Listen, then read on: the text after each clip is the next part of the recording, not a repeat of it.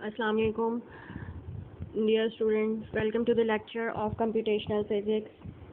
इसमें हम C++ language को सीख रहे हैं कि C++ लैंग्वेज के ज़रिए कंप्यूटर के साथ हम कैसे इंटरेक्ट कर सकते हैं टू सॉल्व आवर प्रॉब्लम्स। अगर हमें कोई प्रॉब्लम सॉल्व करना है, कोई क्वेश्चन सॉल्व करना है, कोई स्टेटमेंट इवन के हमने सॉल्व करनी है तो उसको या प्रिंट आउट करनी है, कंप्यूटर के साथ इंटरेक्ट करना है, उसके लिए हमें कुछ लैंग्वेज या बुनियादी ऐसे कोड्स की ज़रूरत होती है जिनके ज़रिए हम कंप्यूटर के साथ इंटरेक्ट कर सकते हैं। एंड C++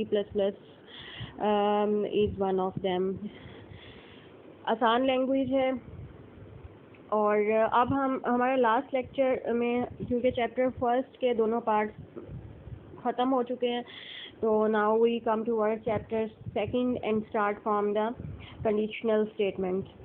अच्छा, अगर अभी तक हमने C++ में चैप्टर 1 में जो इंट्रोडक्शन किया है इस लैंग्वेज का, इसमें सिर्फ हमने पॉजिटिव स्टेटमेंट्स मतलब ऐसी स्टेटमेंट्स और एक्सप्रेशंस का इस्तेमाल किया है जिसमें कोई कंडीशन नहीं लगती और सादा है, आसान है। कोई चीज़ आपने इनपुट देनी है, कोई चीज़ आपने प्रिंट आउट करवानी है। सादा असाइनमेंट स्टेटमेंट्स या असाइनमेंट एक्सप्रेशंस आपने यूज़ किए हैं। कैसे हम कोई इंटीजर डिफ़ाइन करते हैं, उसको कैसे हम वेरिएबल्स डिफ़ाइन करते हैं, कैसे हम उनको कोई भी वैल्यूज़ असाइन करते हैं। तो इस तरह की छोटी छोटी चीज़ें सादा हमने चैप्टर नंबर 1 में सीखी। अब क्योंकि चैप्टर सेकंड में हमारे पास सबसे पहले ऐसी स्टेटमेंट्स आएंगी जो जिन पे कंडीशंस अप्लाई होंगी। किस किस्म की कंडीशंस? कि अगर आपका कोई प्रोग्राम या कोई आपकी स्टेटमेंट ट्रू है और फॉल्स है, उस पर डिपेंड करेगा आपका फर्दर प्रोग्राम एग्जीक्यूट होगा या नहीं। अभी तक हमने देखा कि हम सिंपली जो भी प्रोग्राम लिखते हैं वो बहुत एक ऑर्डर के साथ, एक सीक्वेंस के साथ एग्जीक्यूट होता है। This is known as sequential execution of the program. जब भी आपका प्रोग्राम एक सीक्वेंस के साथ एग्जीक्यूट होगा, इसको आप कहेंगे sequential execution of the program. मतलब एक सीक्वेंस के साथ आपका प्रोग्राम एग्जीक्यूट हो रहा है, कोई उसमें मसला नहीं। एक स्टेटमेंट एग्जीक्यूट होती है, then control will turn towards the next statement, वो एग्जीक्यूट हो जाएगी, फिर नेक्स्ट और इसी तरह से ये सिलसिला जो है वो कंटिन्यू रहेगा। तो लेकिन अगर हम चाहते हैं कि हमारे प्रोग्राम का कुछ पार्ट एग्जीक्यूट हो जाए और कुछ पार्ट हम इग्नोर भी कर सकते हैं, वो इग्नोर करने के लिए हमें कुछ स्टेटमेंट्स, कुछ कंडीशंस अप्लाई करने पड़ेंगी जिनको कंडीशनल स्टेटमेंट्स कहा जाता है। और इन्हीं स्टेटमेंट्स को these statements are also called selection statements. कि आपने क्योंकि अब सिलेक्ट करना है कि कौन सी स्टेटमेंट्स, कौन से expressions you want to execute, कौन से expressions you don't want to execute. So these are called selection statements as well. इनको सिलेक्शन स्टेटमेंट्स भी कह सकते हैं। और अब इसमें जो नेक्स्ट टॉपिक हमारा आता है उसमें रिलेशनल एक्सप्रेशन। ये भी, these expressions are part of conditional statements. आप कुछ ऐसे एक्सप्रेशंस बनाएंगे, इसमें कुछ ऐसे ऑपरेटर्स यूज़ करेंगे, ऐसे ऑपरेटर्स के ज़रिए कुछ एक्सप्रेशंस बनाएंगे जो कि कंडीशनल होंगे। For example, you define 2 integers 10 and 6। अब अगर हमें इनका रिलेशन पता करना है, क्या आया 10 6 से बड़ा है, हम अगर ऐसी कोई भी स्टेटमेंट लिखेंगे, that would call relational expression. वो रिलेशनल एक्सप्रेशन के क्यों? Because this is telling the relation between 10 and 6. What are the relation between? So इसमें जो साइन होगा ऑपरेटर का, जिसमें जैसा कि यहाँ पे आपको इस स्टेटमेंट को गौर से देखेंगे, आपको ग्रेटर का साइन नज़र आ रहा है। तो ये साइन रिलेशनल ऑपरेटर कहलाएगा और ये स्टेटमेंट रिलेशनल एक्सप्रेशन कहलाएगी या रिलेशनल स्टेटमेंट कहलाएगी।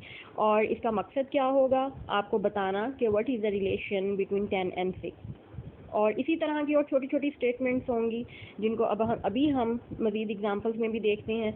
और इन ऑपरेटर्स की भी मज़ीद एग्जांपल देखेंगे। कोई चीज़, कोई क्वांटिटी बड़ी है, छोटी है, बराबर है, नहीं बराबर है, ट्रू है, फॉल्स है, इन चीज़ों को रिप्रेजेंट करने के लिए जौन से भी हम रिलेशन ऑपरेटर्स यूज़ करेंगे, वो सारे के सारे रिलेशनल ऑपरेटर्स कहलाएंगे।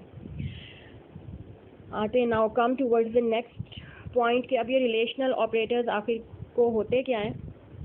अभी हमने पीछे एक रिलेशनल ऑपरेटर पढ़ा है, ग्रेटर, और अब हम उसको प्रॉपरली भी पढ़ते हैं कि अगर आपके पास दो एक्सप्रेशंस हैं E1 और E2, आपको नहीं पता अभी इन दोनों में से कौन सा बड़ा है, आप उसको चेक कर सकते हैं। कैसे लिखेंगे? E1 is greater then E2।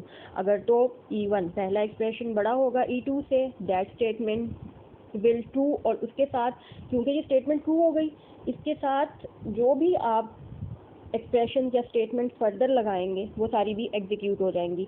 लेकिन अगर ये स्टेटमेंट ट्रू नहीं होती, आपका प्रोग्राम यहीं पर ही इसके साथ जितनी भी आप स्टेटमेंट्स देंगे उनको इग्नोर करके नेक्स्ट इंस्ट्रक्शन पे चला जाएगा। तो इसमें दो ही चांसेस हैं कि या तो E1 E2 से बड़ा हो सकता है तो मतलब ट्रू, अगर बड़ा नहीं है तो फॉल्स। इसी तरह से ग्रेटर देन और इक्वल टू का एक्सप्रेशन आता है E1 इज़ ग्रेटर और इक्वल टू E2। इसका ये मतलब हुआ कि आया एक्सप्रेशन 1 वो ग्रेटर है या बराबर है E2 के। तो अगर ऐसा होता है तो दैट रिटर्न्स ट्रू। ट्रू का मतलब कि इसके साथ कोई भी स्टेटमेंट आप एग्जीक्यूट करवा सकते हैं, कोई भी कंडीशन आप इसके साथ एग्जीक्यूट करवा सकते हैं। और अगर ऐसा नहीं है, मतलब E1 is less than E2, तो इसका मतलब है कि ये एक फॉल्स वैल्यू है और इसके साथ आप कोई भी स्टेटमेंट लिखेंगे वो भी एग्जीक्यूट नहीं होगी। Similarly, the next example of relational operator is less than। दो आप इंटीजर्स एंटर करें, E1 और E2 दो एक्सप्रेशन एंटर कर सकते हैं। E1 और E2 चेक करें कि वो एक दूसरे से बड़ा है या छोटा है। अगर छोटा होगा तो हमारी रिटर्न्स में ट्रू आएगा, अगर बड़ा होगा तो एक्सप्रेशन रिटर्न्स में हमारे पास फॉल्स आएगा। इसी तरह से लेस देन और इक्वल टू का एक्सप्रेशन आ जाता है कि अगर आपके पास लेस देन और इक्वल टू है, फॉर एग्जांपल आप एक्सप्रेशन एंटर करते हैं E1, दो ही पॉसिबिलिटीज हो सकती हैं कि या तो वो एक्सप्रेशन लेस देन और इक्वल टू होगा E2 के, या वो बड़ा होगा। अगर लेस देन और इक्वल टू होगा तो इसका मतलब हमारी फर्स्ट कंडीशन सेटिस्फाइड रहेगी and that statement would be true. और अगर हमारा नहीं ऐसे होता और E1 is greater then E2, बल्कि वो बड़ा हो जाता E2 से, तो ये हमारी फॉल्स स्टेटमेंट को रिप्रेजेंट करेगा। सिमिलरली अगर दो क्वांटिटीज़ इक्वल हैं, दो एक्सप्रेशंस इक्वल हैं, उनको आपने किस साइन से नोट कर लें, सिर्फ इक्वल के साइन से शो नहीं करना बल्कि आपने उसको डबल इक्वल के साइन से शो करना है। क्योंकि आपको याद होगा हमने इक्वल का साइन किस लिए इस्तेमाल किया था, हमने इक्वल का साइन असाइन कोई वैल्यू असाइन करने के लिए और असाइनमेंट ऑपरेटर के तौर पे इस्तेमाल किया था। सो अब हम उसको इक्वल के तौर पे इस्तेमाल नहीं कर सकते। तो इक्वल के तौर पे जो ऑपरेटर इस्तेमाल होगा वो डबल इक्वल साइन होगा। डबल इक्वल साइन का मतलब ये होगा कि आया E1 E2 आपस में बराबर हैं, अगर बराबर हैं तो ट्रू होगी ये स्टेटमेंट, अगर बराबर नहीं है तो ये statement will represent the false value और false statement. Similarly not equal to का जो साइन आपके पास आएगा उसमें आपने एक ये साइन आपको नज़र आ रहा है, एक्सक्लेमेशन का मार्क है और उसके साथ एक इक्वल का साइन है, और बेसिकली ये रिप्रेजेंट कर रहा है नॉट इक्वल रिलेशनल ऑपरेटर। अगर आप ये साइन इस्तेमाल करते हैं इसका मतलब है अब E1 not equals to E2 अगर होगा तो इसका मतलब है आपकी स्टेटमेंट ट्रू होगी, और अगर ये इक्वल होगा तो आपकी स्टेटमेंट फॉल्स हो जाएगी। तो ये कुछ वैल्यूज़ थी, इसकी एग्जांपल है, इसको भी साथ साथ कर लेते हैं कि कंसिडर करें आपके पास x की वैल्यू 10 है, y 20 है, z 5 है।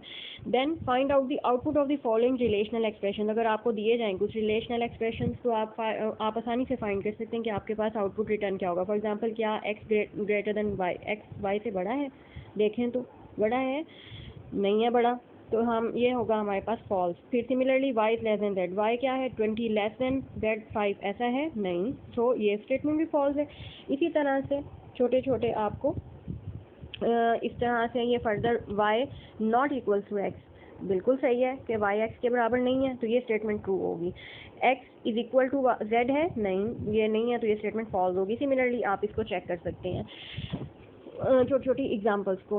उसके बाद आज का जो हमारा मेन टॉपिक, ये तो थोड़ा सा इंट्रोडक्शन था कि हमने कंडीशनल स्टेटमेंट्स को कैसे बनाना है। अब हमने यूज़ कैसे करना है, किस स्टेटमेंट के थ्रू यूज़ करना है, किस इंस्ट्रक्शंस के थ्रू आपने अपनी स्टेटमेंट्स को यूज़ करना है।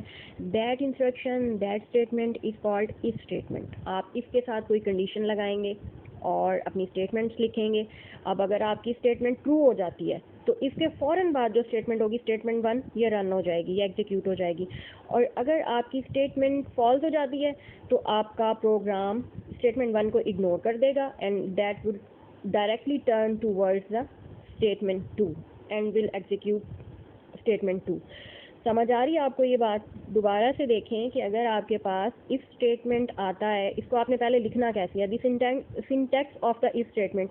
इफ स्टेटमेंट का मतलब, ये सिंटैक्स क्या होगा, ग्रामर इसकी क्या होगी कि आपने पहले इफ लिखना है, फिर उसके बाद जो भी कंडीशन आपकी होगी, ये ऊपर आपने फर्दर एक, ये देखें आपको इस तरह की कोई ना कोई कंडीशन दी जाएगी, इसे मिलती जुलती, या कोई भी कंडीशन आप यहाँ पे लिख सकते हैं, आपने वो ब्रैकेट्स के दरमियान लिखना है कंडीशन। अब अगर वो कंडीशन ट्रू है तो कौन सी स्टेटमेंट रन होगी? स्टेटमेंट 1। अगर वो कंडीशन फॉल है, स्टेटमेंट 1 रन नहीं होगी, बल्कि आपका लिंक कंट्रोल जो है वो डायरेक्ट आपका स्टेटमेंट 2 से हो जाएगा। तो ये आपकी कहलाती है बहुत इंपॉर्टेंट स्टेटमेंट, इफ स्टेटमेंट। और ये प्रोग्राम्स जो हैं आप देखेंगे कि इसमें हम इफ स्टेटमेंट्स को इस्तेमाल करेंगे, कुछ कंडीशंस को इस्तेमाल करेंगे, और हम इसको इफ स्टेटमेंट के ज़रिए हम कुछ कंडीशंस को इस्तेमाल करते हुए अपने प्रोग्राम्स को रन करेंगे।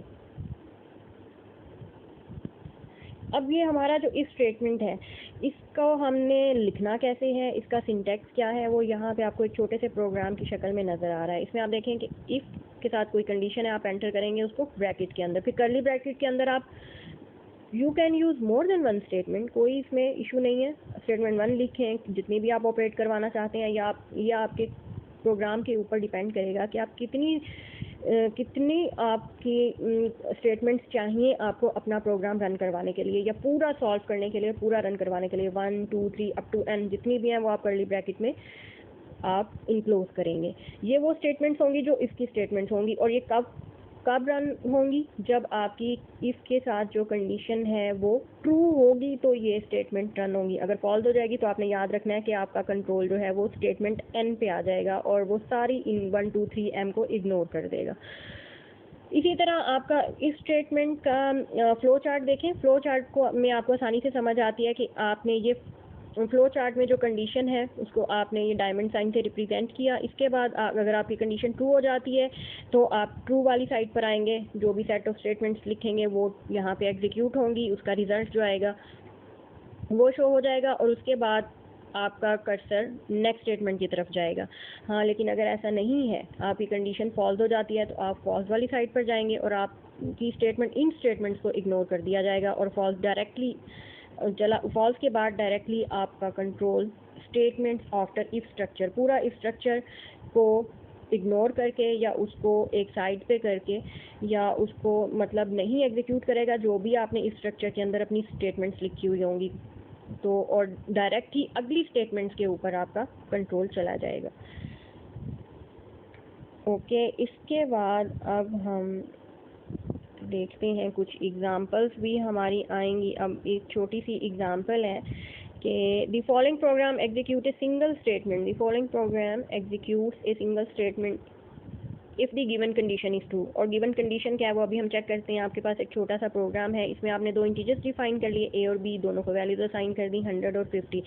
छोटी सी कंडीशन लगा के आपने देखना है कि आया ए ग्रेटर है बी से, ये रिलेशनल स्टेटमेंट एक्सप्रेशन आपने इस्तेमाल किया इसके साथ। If A is greater than B, आप ये देखना चाह रहे हैं। अब देखें कि क्या होगा। आपने एंटर क्या किया है, ग्रेटर ए, वाकई ए तो बी से बड़ा है, तो अगर ए बी से बड़ा होगा, सी आउट, प्रिंट आउट स्टेटमेंट क्या लिखेगी, इस्लामाबाद। उसके बाद एंड ऑफ लाइन, और सी आउट दूसरी क्या लाइन होगी, ओके। अगर आपका ये स्टेटमेंट ट्रू हो जाती है तो आपकी इसके फ़ौरन बाद वाली स्टेटमेंट भी एग्जीक्यूट होगी, क्योंकि ये हमारी स्टेटमेंट ट्रू है, हमें नज़र आ रही है। तो आपका आउटपुट पे आपको क्या मिलेगा, इस्लामाबाद, एंड ऑफ लाइन, और उसके बाद ओके। हाँ, अगर आपकी ये स्टेटमेंट फॉल्स हो जाती है, फॉर एग्जांपल अगर नहीं ट्रू होती, तो ये सी आउट इस्लामाबाद वाली लाइन इग्नोर हो जाएगी, और डायरेक्ट ही आपका ऑपरेटर सिर्फ आपका आउटपुट स्क्रीन पे आपको सिर्फ ओके नज़र आएगा। सिमिलरली द नेक्स्ट, इसी तरह की एग्जांपल एक छोटा सा प्रोग्राम है, प्रोग्राम 2.2 देखिए। The following programme executes A set of statements when the given condition is true. अब इस प्रोग्राम में आप देखेंगे कि आपके पास ये उसी वक्त ही स्टेटमेंट्स को रन करेगा जैसा कि हमारी इसकी कंडीशन है, जबकि कंडीशन ट्रू होगी। आपने एक प्रोग्राम लिखा जिसमें इंटीजर n एक डिफाइन कर लिया। अब n की वैल्यू कहाँ से आप देंगे, सी इनपुट आपने देना है टाइप करके, आप n की कोई भी वैल्यू एंटर कर सकते हैं, और सी इन का मतलब है कि वो कहाँ जाके स्टोर हो जाएगी, n में। जो भी वैल्यू आप कीबोर्ड से टाइप करेंगे वो n में जाकर स्टोर हो जाएगी।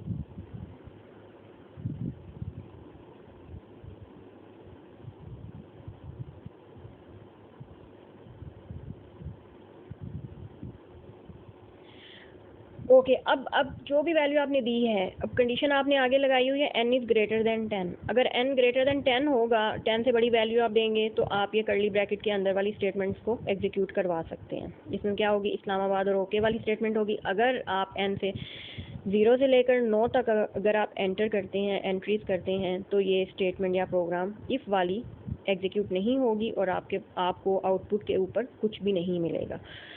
Similarly, program 2.3 देखिए, write a program to input a number if the number is divisible by 3, then print the message on the screen that the number is divisible by 3, use block if statement।